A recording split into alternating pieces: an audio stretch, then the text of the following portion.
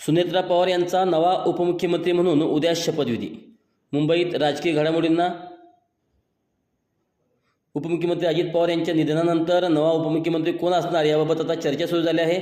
या पार्श्वभूमीवर राष्ट्रवादी काँग्रेसच्या गोटात हालचाली सुरू झाल्या असून उद्या मुंबईमध्ये आमदारांच्या बैठकीत आयोजन करण्यात आले आहे। याच बैठकीमध्ये उपमुख्यमंत्र्याचा निर्णय होण्याची शक्यता आहे।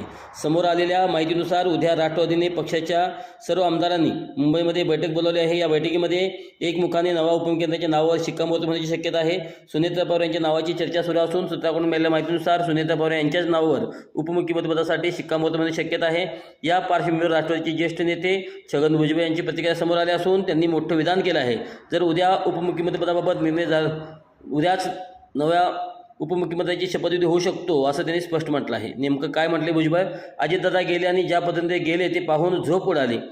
शेवटी शो मस्ट गो ऑन, कुणाकडे तरी जबाबदारी देऊन पक्ष चालवला पाहिजे।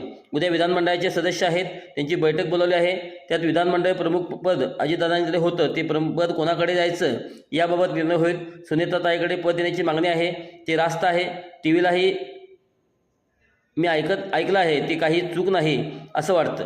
याबाबत निर्णय घेतला पाहिजे। बैठकीत जो निर्णय होईल तोच फायनल। उपमुख्यमंत्र्याची जागा रिक्त आहे। उपमुख्यमंत्रीपदासाठी सुनेत्रा पवार यांच्या नावावर शिक्कामोर्तब होऊ शकतो, बाकी नंतर बघू। उद्याची मीटिंग CLPची आहे। CLPचा नेता म्हणजे विधिमंडळ पक्षप्रमुख ठरवण्याची मीटिंग आहे, तेवढी मीटिंग आहे।